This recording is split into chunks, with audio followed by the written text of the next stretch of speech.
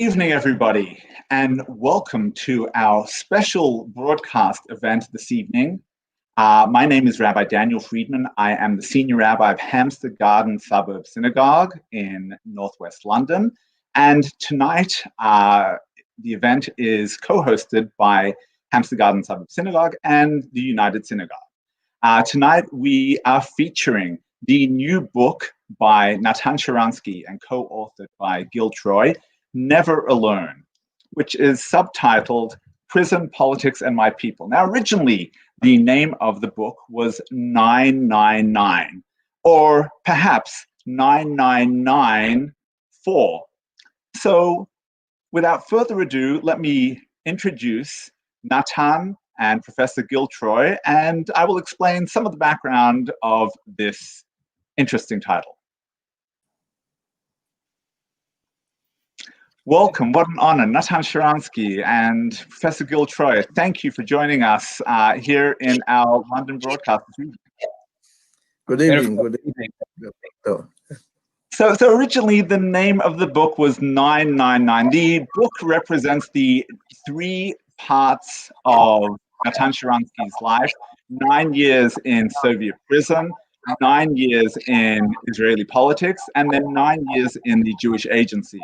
You know, towards the end of the book, the co-authors quipped that maybe there's a further 9, which is the authorship of the book. Thank God it was only in 4, but I believe, as we'll see momentarily, that maybe we are still in the midst of 9.4. Now, I want to draw our viewers' attention once again to the book. We have signed copies available. Please do be in touch with Gail in our office. And as always, thank you to Edward, who is working behind the scenes to make this evening happen. One of the things that's striking about the Natan mentions, often he gets asked to speak to audiences, and it can get a little tiring when you realize the audience doesn't know anything about it. And so, Natan, you insist that people do read a little about the Soviet struggle before. So I want to assure you I have read the book. Gil, and we'll get to this a little later. Gil's book, The Zionist Ideas, that has a foreword by Natan, we will touch on a little later. And while we're at it, might as well mention Gil's book, Moynihan's Moment. Gil, I don't know if you remember, we met many years ago in Vancouver when you presented to Canadian Jewish Federations. Professor Gil Troy is a professor at McGill University, now living in Israel. At the time, I was actually just the +1. My wife, Rabbi Friedman, was the vice president of the Jewish Federation of Edmonton. But thank you. I might mention Professor Troy. I even reference Moynihan's Moment in my PhD dissertation. So thank you.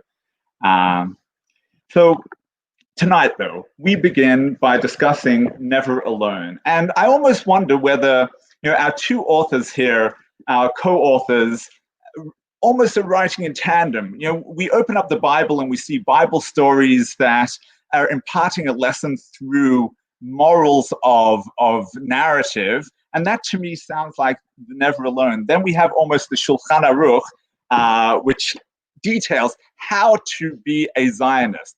But through Natan's story, I think it becomes very clear how to live the life of a Zionist. And just to quote, Gil quoting A.B. Yeshua right in the beginning, a Zionist is someone who accepts that Israel belongs to the entire Jewish people. And that's something that Natan has lived by, especially throughout your years in Israel. And I want to tease that apart a little more a little later this evening. But when I say that perhaps we're in the 4th section of 9 years, this is not the end of your career. Just this year alone, you were the recipient of the Genesis Prize, the most prestigious prize of our people. And what one does when one receives the Genesis Prize is one has the ability to disperse to various charities. One of those charities is a charity dear to our heart here, Jewish Care in England. Jewish Care, the president of Jewish Care, is a member of Hampstead Suburb Synagogue, Stephen Lewis, and I'd like to invite Stephen into the studio right now. Hello, Rabbi. Hi, Stephen. So do you want to, I don't know if you have a few words from Natan before we start? No, just to say, first of all, it's a privilege and an honor to be with somebody who I feel like has been in my life all my life, and so nice to sort of see you virtually for the first time. Jewish Care has been through a very difficult time this year. I was actually chairman of Jewish Care for 9 years until about a month or so ago. I've now become the president, and which I think is a mazel tov. But to actually be chairman of an organization like Jewish Care that was on the front line of something that none of us could have envisaged, to have meetings when people are dying in your care homes, clients, people in the community who support your organization, it was a really, really difficult time. And it meant that we had to reach out to a lot of people for additional financial support. And Genesis were one of many that came to the rescue. And I think it showed how much our community, when things are really tough, they come together, they stick together. And I really want to thank Mr. Sharansky on behalf of Jewish Care for the help that he gave us in what we hope the worst is over, but we just don't know until this vaccine appears, which please God it might shortly. Jewish Care is going to have a very tough time, but it was people like you who made a big difference to us over the last few months. So thank you very much indeed. Well, thank you. Natan, can I ask, why did you choose Jewish Care? I'll tell you, when I got this prize, and I said that I want to give it to this $1 million to different programs which are helping to people at the times of Corona. But I was discussing it with the heads of Genesis, and they said that it's very important to find projects that even relatively small contribution, $50,000, $70,000, can make a big difference and to reach as many people as possible. And they did quite a good job all over the world, mainly, of course, in Israel, but also looking for Jewish communities in Europe, in America, and of course, in the former Soviet Union.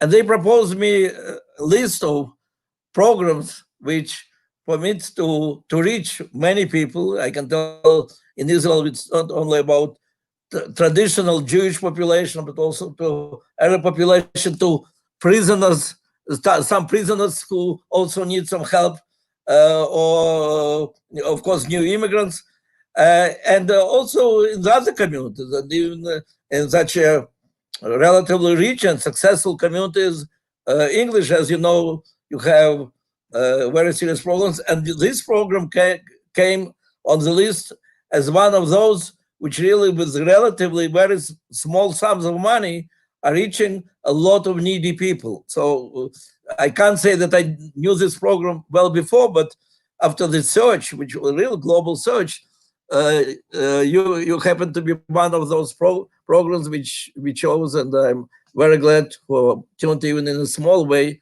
to help to your community.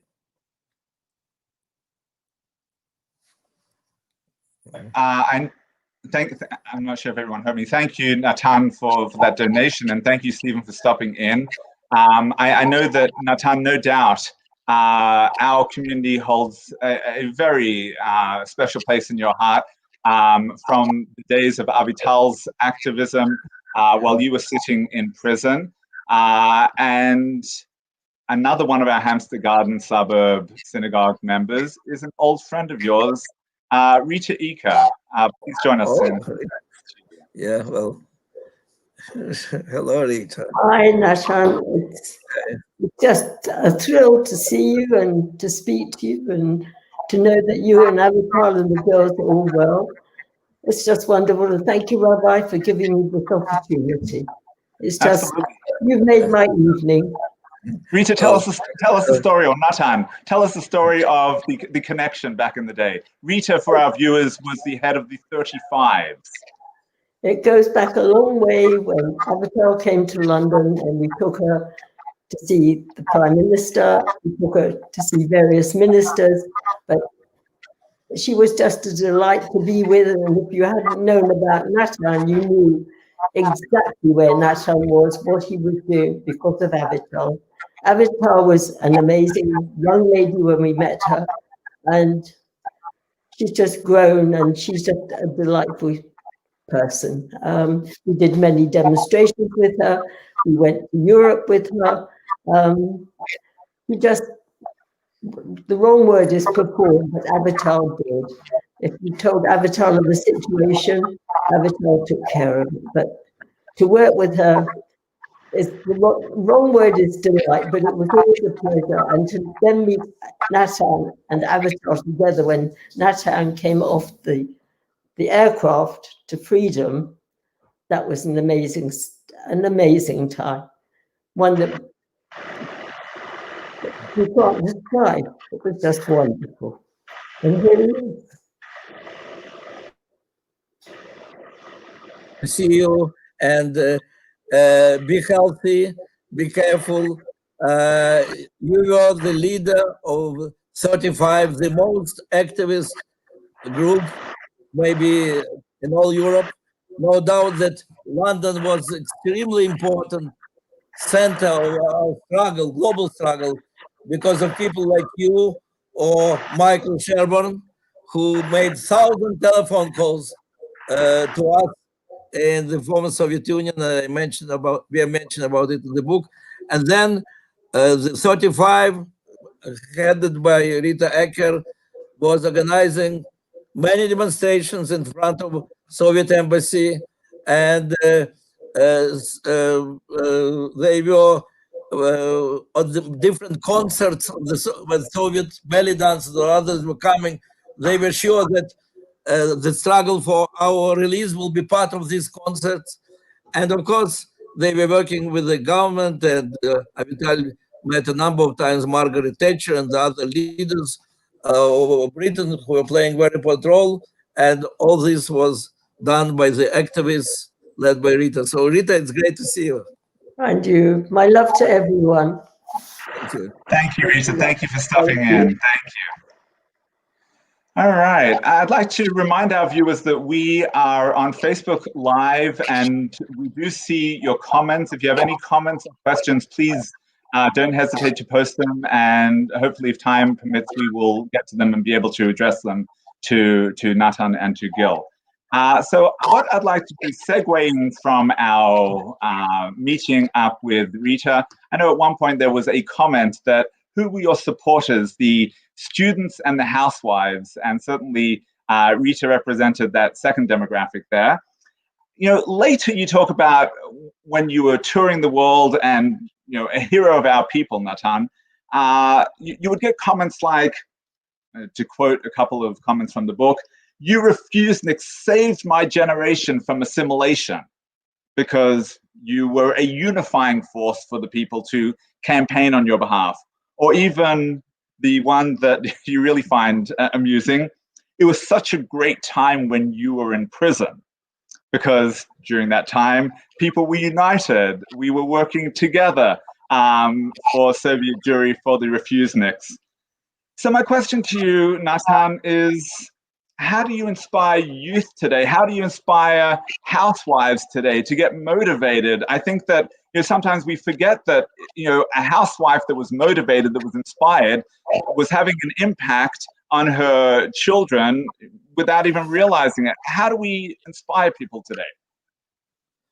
Well, first of all, it's very important to remember, and we speak a lot about it in our book, that though it seems today that such a monolithic, such a great, powerful Soviet Jewry movement which united everybody, there were many different forces involved and many organizations which were competing with one another, which didn't recognize one another, which were criticizing one another. Just now, so Rita Ecker was the leader of the activists, of housewives, taking from the definition of KGB, who said, who supports you? Only a bunch of students and housewives. But really, it was Jewish students and housewives who defeated Soviet empire then. So in the same England, there were some other now, like June Jacobs and others, who were representatives of the establishment, who were very active. And sometimes there were big disagreements. Sometimes establishment organizations were getting orders from Israel not to support my struggle because I'm too close to the dissidents. And then activists were saying, no, we are going to support anyway, and continued. And sometimes they were saying that activists could not even try to do. They didn't have enough resources, and the establishment was taking lead. So, in fact, what was important for me as a spokesman, an official spokesman of our movement, to learn that there are different groups which can disagree between themselves, but which all contribute to the same struggle. And after all, for KGB, we were all one anti-Soviet movement. All these people were on the same, Rita Ekeren, Michael Sherborne, and June Jacobs, and all the others, we were on the same list of my accomplices. And they didn't care who is activist and who is establishment. So what we had really to, at some moment, you understand that it is a big advantage that we have all these competing groups, because that's what helps us to reach very different parts of Jewish people. Those who are interested in the struggle for human rights, and those who are interested in the struggle for Zionism, and those who are interested to fight against anti-Semitism, and trade union leaders, in the case of labor leaders and conservative party leaders. You can reach all of them. And because in the end, there is something which unites all these Jews. We are united by the desire to continue our journey as one people and fighting and defending one another. And this idea to remember that what unites us is much more important than all of these agreements, that was a very important discovery in the struggle for Soviet Jewry. And that's what we have to remind us today. We are so polarized, and it so often seems that what divides us is much stronger than anything else. And these accusations between some Jews of diaspora and the state of Israel, that this state betrays our Jewish value, or Israeli government says they betray the interests of Jewish state. And we speak a lot about it in the book, that we have to stop even thinking in these terms. We have to think, yes, we are very different. We have some different sets of priorities, but we all want to continue live as Jewish people and to continue this journey. So let's remember what unites us, and then we can find out that we have tremendous power. We really can defeat the most strong dictatorship in the world. We can defeat everybody, but it's really very important to remind ourselves how strong we are. And for this, the parents have to tell to their children about their own achievements. Did the activists of 35, did the children and grandchildren of those activists of 35 know how important their mothers or their grandmothers were in defeating Soviet Union? Gil, you want to add something? Also is making sure that it's a positive message. You know, we in Israel and my friends and relatives in the United States of America are so impressed now that British Jewry united to fight Jeremy Corbyn. And you were so good at fighting the scourge of anti-Semitism. But one of the emphases that we make in the book is that we can't just be anti-Semites. We can't just be anti-Zionists. It can't just be a negative, reactive, defensive approach. And by the way, it's hard enough to do that because we know, especially in the United States these days, that people can't even agree on the anti-Semitic threat. And the left fights the right-wing anti-Semitism and the right fights the left-wing anti-Semitism, which is why your example was so important. But when we talk about Natan's life, and we talk about the Zionist message, and we talk about the essential message of never alone, that you're a part of this extraordinary people, we talk about this opportunity to celebrate identity and freedom. Not fall into the either or, the false choices of today, where I have to be either a liberal or a nationalist, either a universalist or a particularist. We say no. The Jewish message, the message from Sinai, the message in the Torah, and the message in the Zionist idea is that we are juggling these two different opportunities, and we're being countercultural. You know, I know a few years ago in the UK, you had to have a minister of loneliness because there are so many people who feel so bereft. so cut off. And of course, that's a Western condition. And when we say you're part of this Jewish people, you're never alone. You're part of this amazing network. You're part of these amazing values. You're part of this amazing people, like the 35 who wouldn't let Natan Sharansky be alone. Let me ask you, I'm going to jump ahead now, Gil, to a question I had for a little later, but it comes off the back of your notion now of balancing or juggling identity and democracy, universalism, particularism. Is this a model that's exclusive to Israel and Jewish people, or is it something that we can model as an Or LaGoyim, as a light into the nations, as a way to balance? I mean, I'll throw something out. So when we were having the Brexit debates, somebody held up Yoram Hazony's book and said, well, this is the proof of Brexit. But maybe it is, maybe it isn't. Is there a way that life can be balanced? On the one hand, we can espouse both of these notions and walk that middle Shvil HaZahav.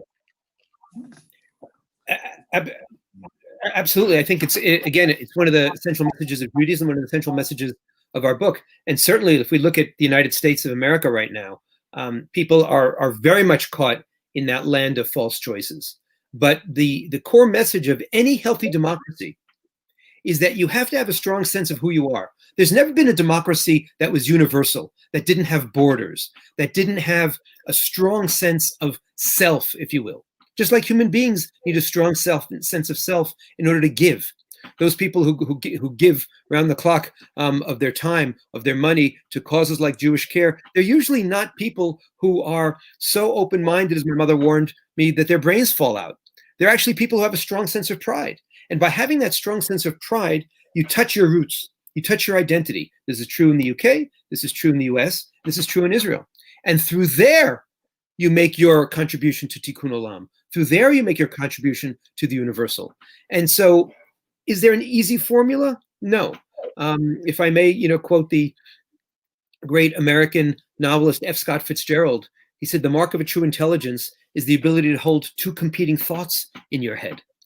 We're afraid of people who are so universalistic that they're not even willing to protect themselves or to have a strong sense, let's say among too many Jews, of defending Israel.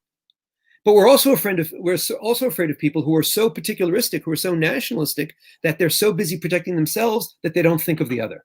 And so it's a juggling act. And that's the juggling act, as I said, that goes back to the core messages of Israel, of Sinai. And the Zionist message was always that. When I wrote the book, The Zionist Ideas, I looked for a normal Zionist. I looked for someone who said, you know what, we've suffered for thousands of years and all we want to focus on is the Jewish body. Save Jewish lives.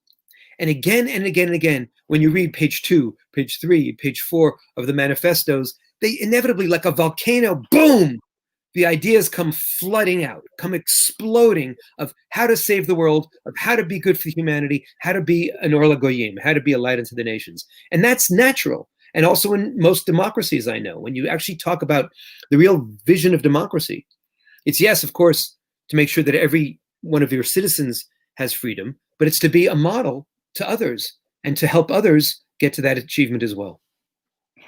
I'm going to knock it back to Natan now.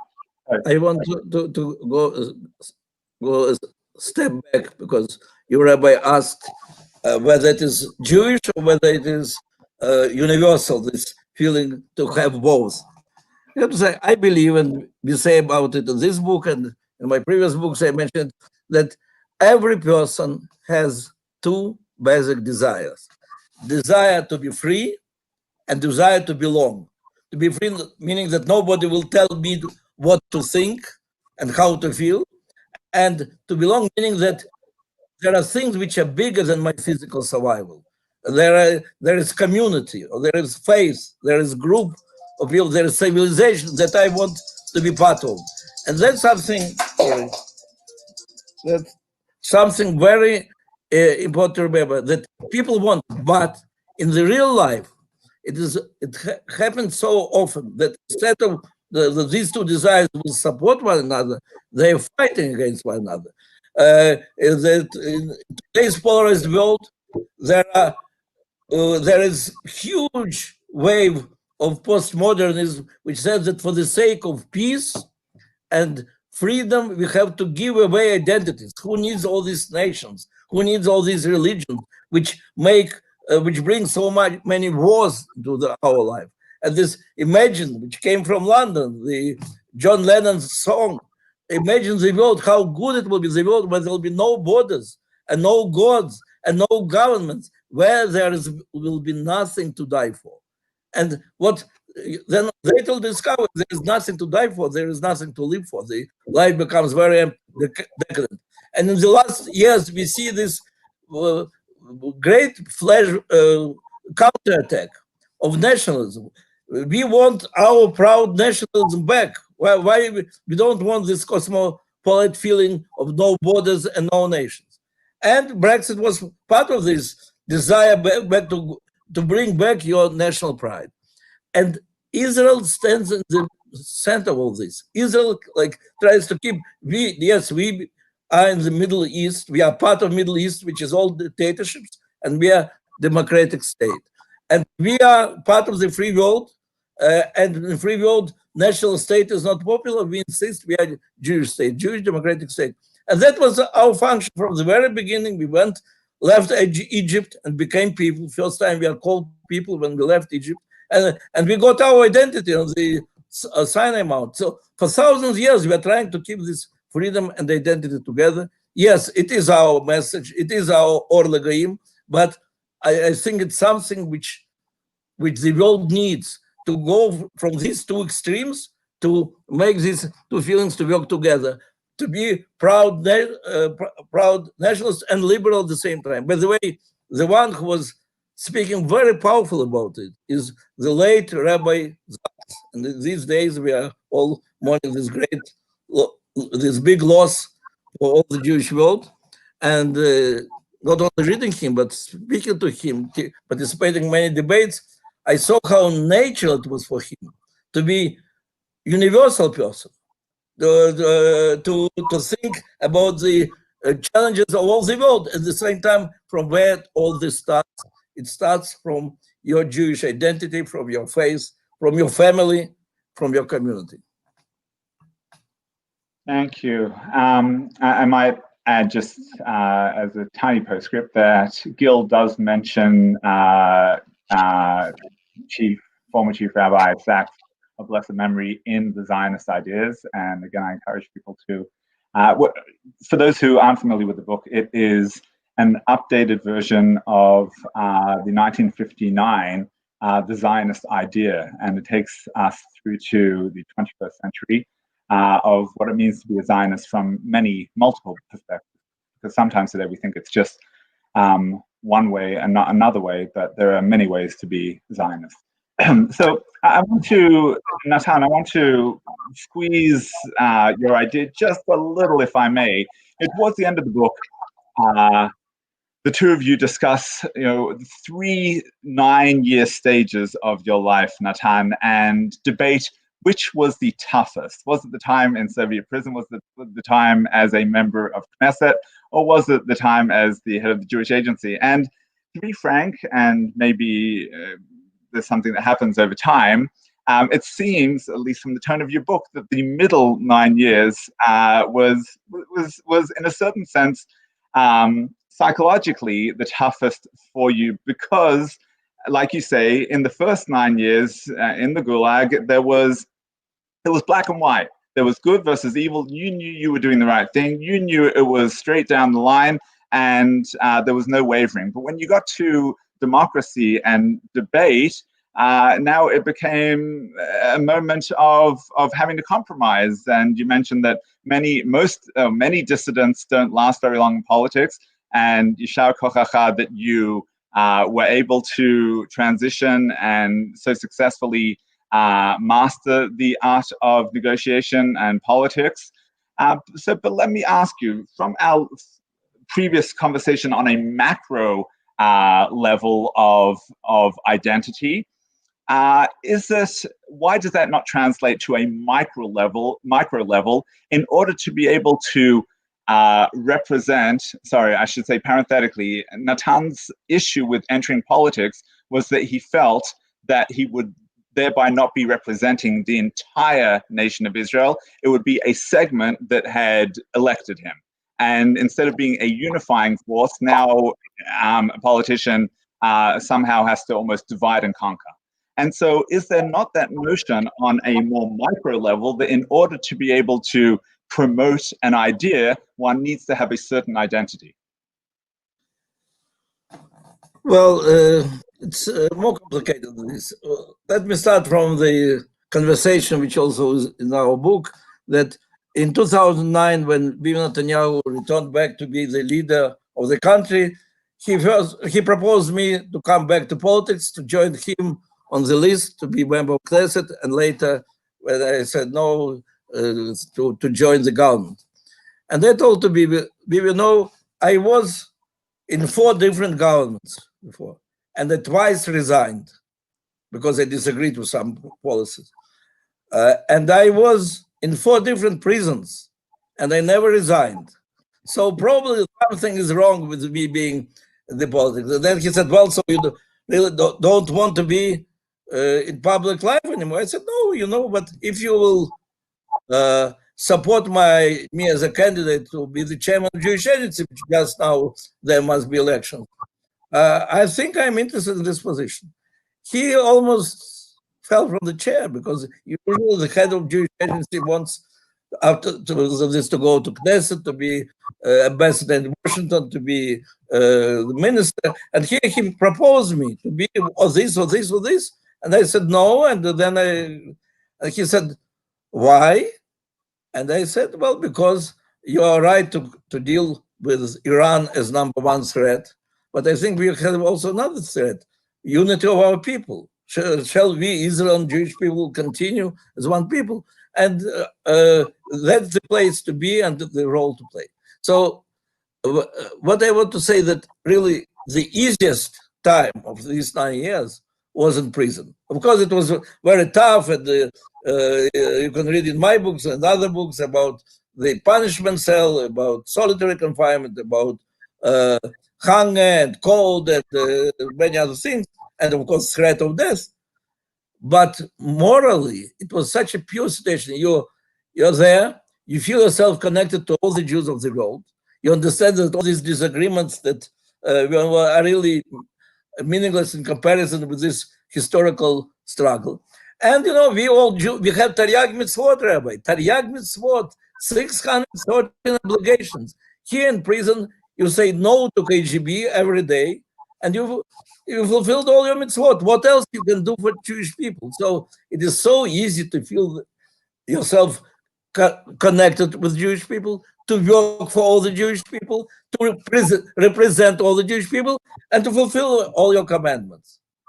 The moment you go to the free world and special to politics, that's finished.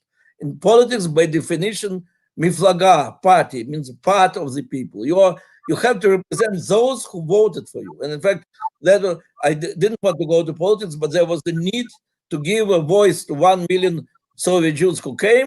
And that's how we decided to have this party for a short period of time to help to this Aliyah enter the society. But there you are dealing with the decisions which have to, which influence on everybody, not only on Israelis, also on Jews of the world. And you feel this responsibility, but you cannot really represent all. You have to make compromises and to choose whom you represent.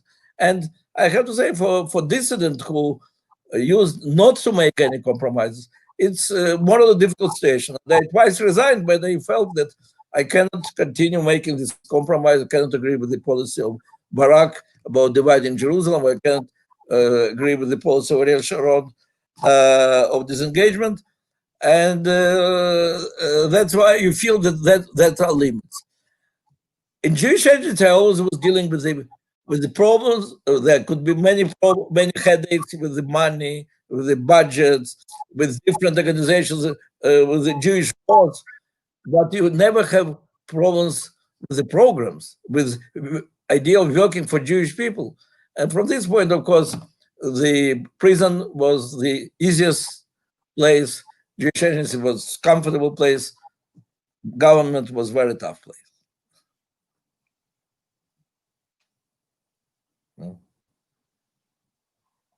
I don't hear.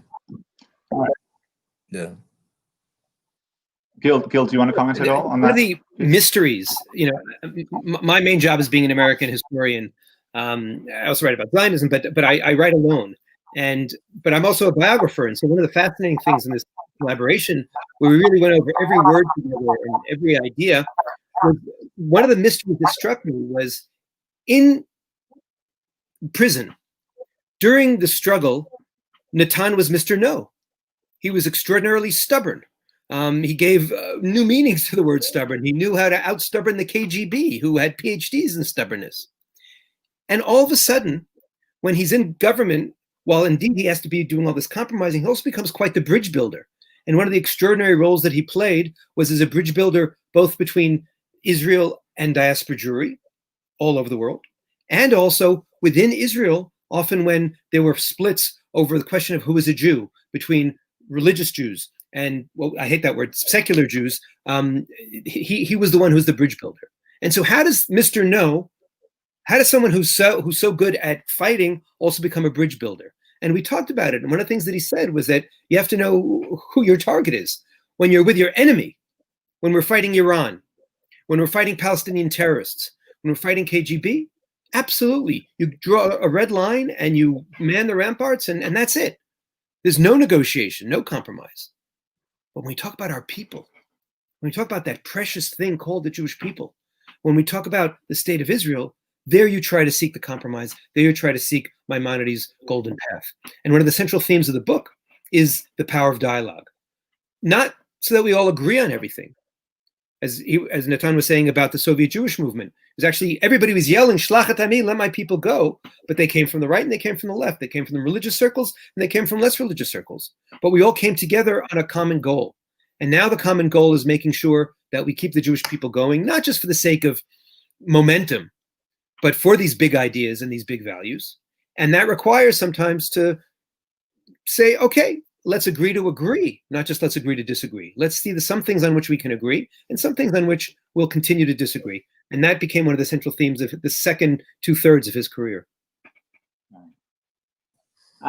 Continuing with the democracy question, I'm going to take a question here from the audience and then finesse it just slightly. So Malcolm Green asks, having written the case for democracy, what do you feel about what is currently happening to the democratic process in the USA?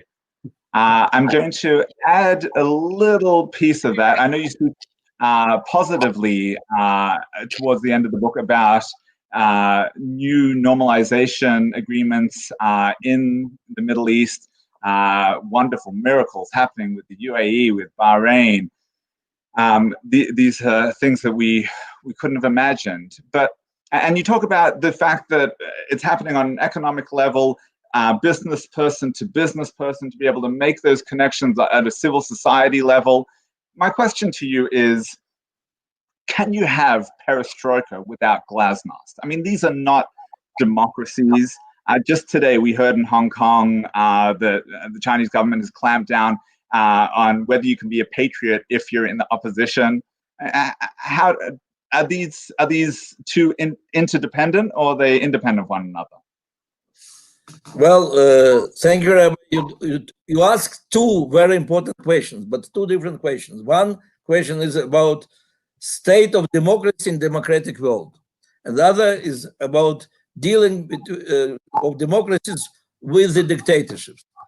And so about the first one, yes, we are concerned, both me and Gil, by some developments in the free world. We write about it at the end of the book. We don't write enough because since we wrote the book, there were new developments. But in my book, The Case for Democracy, there is a very clear definition or difference between fair societies and free societies. And what was the difference? We say that if you can go to the public square of your town and say, speak your thoughts, and you're not afraid to be punished by imprisonment or in your life, then you live in free society, which can have many problems, but you feel free to express your views. And if not, then it's fair society. And in fair society, you have this phenomenon of double think, and we write a lot.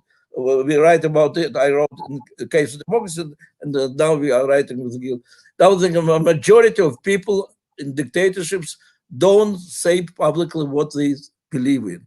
They don't believe to the official ideology, but they prefer not to speak about it. And then suddenly, in the campuses or in America, and also in Britain, 20 years ago, we started discovering this unique phenomena that some Jews who are saying, we very much want to support Israel, but we know that our professors will not like it. It will be bad for our career. We prefer to be silent. That was the first time when I saw this phenomena. And I thought, my God, it's in Harvard. It's not in Moscow University. What people are afraid of. Since then, it became bigger and bigger phenomena. At this moment, there was a poll of, I think, Cato poll in the United States. 62% of people who were asked on the left and on the right said that they prefer not to express their political views publicly because the atmosphere is so polarized and you don't know how it will be accepted by the people on which your standing in their society depends and so on. That's, of course, you cannot compare it with the threat of being imprisoned in Gulag and KGB, but the very fact that there is phenomenon of double think, that people are afraid for their career if they speak freely their mind, I think it's very alarming, and the leaders of the free world have to think urgently how to overcome this polarization and how to make sure that their citizens, whatever their views are not afraid to speak about it. Now, the second question about relations with dictatorships. I have to say, only today, I had a very interesting Zoom with one of the dissidents from Hong Kong, Jimmy Lai. He is the leader of one of the biggest newspapers there, who is now, in fact, under home arrest. He cannot leave Hong Kong, and he is expecting to be arrested and maybe for years in prison for opposition to Pekin's policy. And his main concern, of course, is to what extent the free world, is ready to link their relation with China with the fate of dissidents. And I think it's a shame for free world that, not like in the case of the Soviet Union, when the fate of the democratic dissidents of the Soviet Union was, the Soviet Jews, of course, was at the top of negotiations.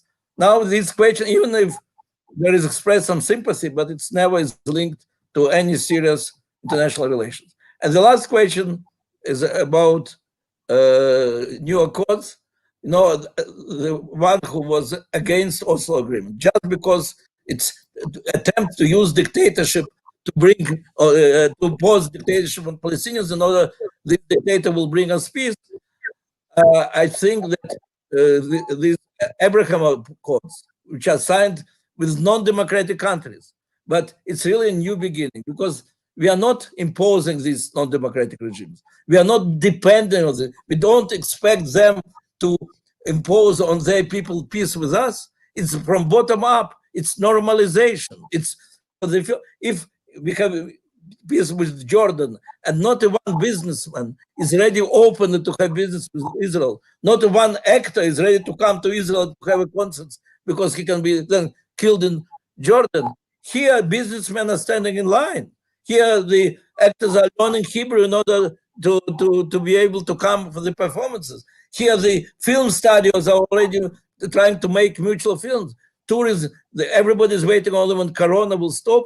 There are already now agreement about 100 flights between Abu Dhabi and Tel Aviv in a week. Every week there will be 100 flights, and the numbers of tourists will be in hundreds of thousands. So that's type of normalization that we need in order to have serious peace agreement with the Arab world.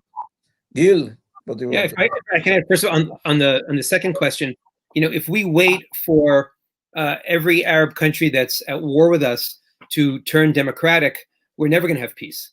And I think, when for years our friends on the left have been calling for peace now, and now we have an opportunity for peace with one country, two countries, three countries, perhaps other countries, we should grab them. And we should say, yes, we hope that the contact with Israel, all these cultural and political and diplomatic ties, will actually have a positive influence on the countries, and we can show them what a democracy is, and we can show them a new model where we don't give up, going back to our earlier theme, our identity. We're certainly not going to say I think, and this has actually been one of the mistakes that Americans sometimes make. They come and say, here's the American model to Muslim countries, to Arab countries which have a proud, strong of identity, follow it. And the Israeli model actually might be a more suitable democratic model, where you're proud of your tradition, you respect minority rights, but you also give, of course, everyone freedom. So that would be my short answer on the second part. On the core question about American democracy, let me say the good news and the bad news. The good news is that last week on Tuesday, democracy worked. We saw an unprecedented number of people going to the polls. The percentages, the voting percentages haven't been so high since 1900. And the number they're estimating by the time they count every single last vote, it'll be 158 million people voting peacefully. And think the day before, the week before, there were already warnings that there was going to be violence, and there wasn't. So I start with that yes, we're very good at pulling our hair out. You see what happened, and feeling like we're in despair. But fundamentally, the country showed much more stability, much more maturity, much more democracy than people gave it credit for. That's the good news. The bad news is that indeed the cancel culture on the left, the totalitarian bullying on the right, the ugly polarization. I mean, we Jews are very good at yelling and screaming at one another and canceling one another out. But now we're seeing in the United States, and I know over Brexit, you also had very ugly moments in democracies. And look, part of the problem is that it's exaggerated by Twitterdom. And I spell Twitterdom D-U-M-B at the end. That we're actually quite foolish in that all we listen to are the shrillest voices in their 280 characters, 140 characters, boom. And I still believe there's a silenced majority out there. I believe there are many more people who are decent, who want to have a balance. So that's my optimistic thing. And one last thought is that, look, underlying the democratic crisis is a moral crisis. And here too, I will echo the late, great former chief rabbi. And I actually first met, I never had the privilege of sitting with him fully, but I first met Rabbi Sachs as Jonathan Sachs, the British theologian, wrote this extraordinary book in 1997 called The Politics of Hope. And he said something very profound, which I constantly quote. He said, freedom is a moral accomplishment. It requires cohesive families. It requires a stable society. It requires to go from the bottom up. And in the same way that Natan was talking about the cancel culture being a crisis of democracy from the bottom up, we don't have dictators telling us to shut up. We have fellow colleagues. We have professors. We have bosses whom we're afraid, and we have Twitter, whom we're afraid that might shame us. And so the cultural challenges of our time, where more and more of us are alone, more and more of us are abandoned, more and more of us are atomized, more and more of us aren't making long-term commitments to one another, more and more of us don't have what we in the Jewish community have, which is community and faith and solidarity. That was always the bedrock of democracy. And so that moral accomplishment of freedom, that moral backbone to freedom is also missing. And in the book, we call for a new kind of connection, again, going back to that core idea of identity and freedom through your identity. And this was Natan Sharansky in the Gulag. This was Nelson Mandela in South Africa. He understood only by being proud of who he was and being connected to his roots could he ultimately fight for freedom. And that, of course, is the Zionist idea and ideas. So towards the end of the book, you propose a global Jewish council, whereby people would sit at the table and debate ideas from the diaspora, from Israel, be able to shout at one another and not walk out on one another. So a couple of questions. First of all, how does that contrast with the World Zionist Organization that still exists and still does meet? I'm probably not regularly enough, perhaps. And secondly, I mean, how do we get there? I mean, you wrote an article for Mosaic, but Herzl wasn't writing articles. He he brought people together. Does it take a charismatic leader, the likes of Herzl, and is this really 9.4? Well, we are not trying to compete with Herzl, and definitely we are not trying to now to choose one organization which, whether it is World Zionist Organization or Conference of Presidents of Major American Organizations or any other organization, and to say that is the center, because I know very well that that's the hopeless war. If to start fighting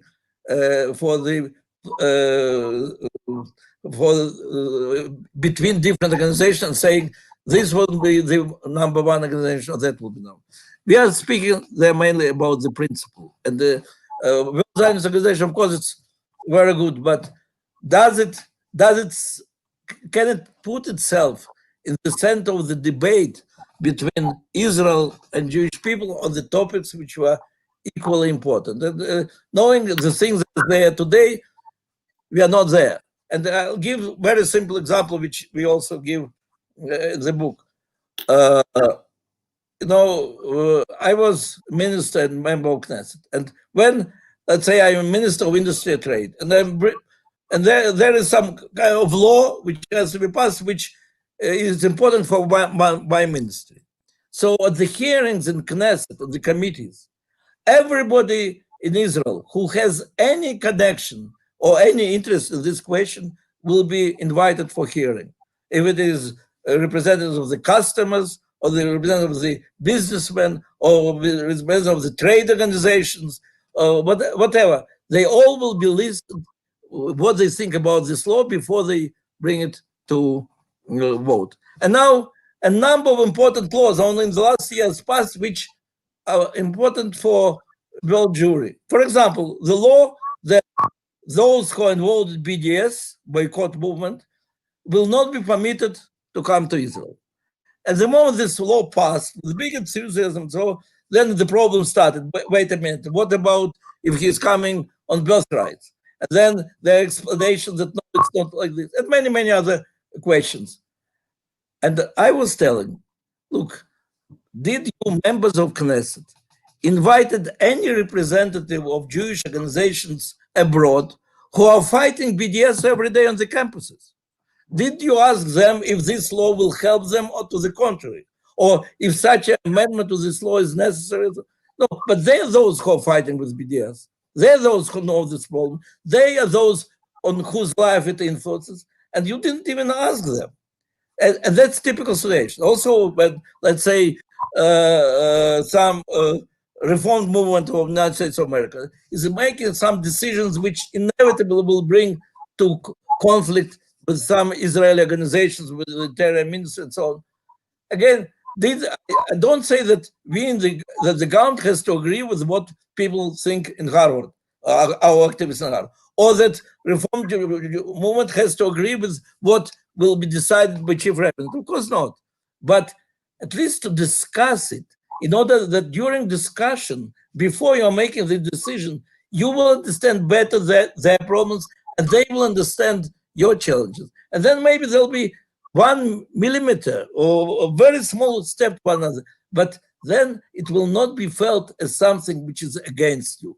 Like the so many Jews said, why do you make our life on the campus more difficult by this law which you passed? So that is one example. And then let's say it's imaginary, but it's not so difficult to do with the organizations which exist. Imagine that Knesset, which is there are 3 sessions of Knesset during the year. Before every session, the 120 members of Knesset, or 60, but in proportion to the parties which are meeting with the same number of the Jews from different organizations from all over the world, also proportional. And here there is the lawyers of the Knesset simply say, here are the laws which will be discussed. And from our opinion, at least these 7 or 10 laws be, or amendments or decisions which will be discussed, they can have some influence on the life of diaspora Jews. And let's have simply discussion to hear their opinions. Also, even such a small step, without giving rights to vote in the Knesset, without changing programs of all these Jewish organizations, but exchanging of the opinion, listening to one another, already can contribute a lot, because we will always agree, stay with our sets of priorities. But if you want, and that's exactly what it's summarizing my experience from 3 different perspectives. We're saying we all want to continue this journey together. There's no doubt. I could check it in prison, I could check it in the government, I could check it representing world Jewry. So if you understand that that's something more important than all our disagreements, we can improve greatly the atmosphere of our discussion. Gil, what do you want to? If John Locke taught us that the key to democracy is consent to the governed, one of the problems with the diaspora-Israel relationship is that we in the diaspora have the responsibility of the implicated. Israel does something, and all of a sudden we're implicated in it, and we don't feel like we had consent. We didn't even have a voice. And we're not predicting that if we have this global Jewish council, there'll all be unity and unanimity, and everybody will feel good, and we can sing Kumbaya. But we are saying that if you at least felt like you were at the table, if you at least had a chance to make the argument, if you at least had a chance to know that your representatives were expressing your views, then you would have more buy-in. And because ultimately, I mean, obviously, from a religious perspective, there's a chovah, there's a deep commitment, a deep obligation to God. But most of the Jewish community is a voluntary community. We need that sense of buy-in, and that buy-in comes from being at the table and feeling like you're at least heard, even if you're not always listened to. Thank you so much. Thank you, Natan Sharansky Gil Troy. It's been an honor and a privilege to talk with you this evening. Thank you for your time. Thank you, Natan, for inspiring us for decades. Thank you, Gil, for taking the time to share Natan's story with the world. Obviously, just taking it to a whole new level. And thank you. May you continue to inspire generations to come. Thank you, and have a wonderful and blessed evening. Thank you. Thank you, Rabbi, for all your good work in your reading the book. Thank you, Rabbi. Thank you, everybody.